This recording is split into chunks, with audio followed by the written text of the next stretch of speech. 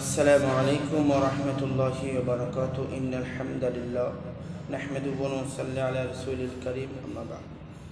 সম্মানিত দ্বীনী ভাই বোনেরা, আমার যুবক তরুণ ভাইয়া, বিবাহিত অবিবাহিত যারা যে প্রান্ত থেকে আমাকে দেখতেছেন, সবাইকে এন হেলথ কেয়ারের পক্ষ থেকে আন্তরিক মোবারকবাদ। প্রিয় বন্ধুগণ, আজকে গুরুত্বপূর্ণ কিছু রেমেডি নিয়ে আমি আপনাদের সাথে হাজির হয়েছি।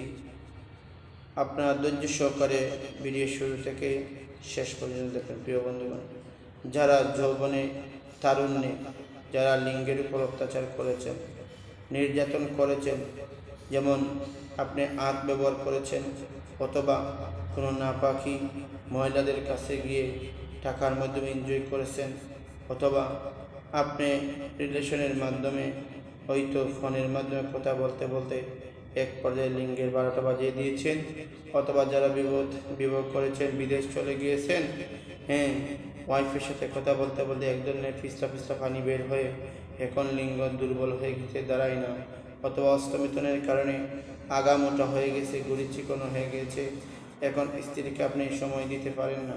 আমি আজকে আপনাদেরকে ঘরোয়া পরিবেশে কিছু জিনিস বলে দেব। যদি আপনারা তা সঠিকভাবে সেবন করতে পারেন তাহলে লোহার মতন শক্ত করতে পারবেন।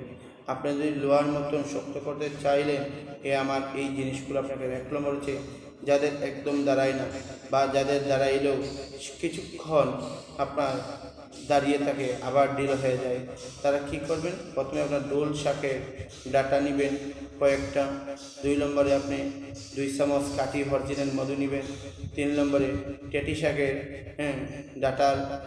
ডাটা নেবেন, এবং আপনি কী করবেন 50 গ্রাম মখদ্দস নেবেন, এরপরে জাফরান নেবেন আপনি 5 গ্রাম, সব মিশিয়ে শুরুতে সব মিশিয়ে গুঁড়ো করে আপনি সেইগুলো একটা বড়ি বানাবেন। বানিয়ে আপনি প্রত্যেকদিন সকালে একটা রাত্রে একটা খাইবেন, ইনশাল্লাহ খুবই ফায়দা হবে।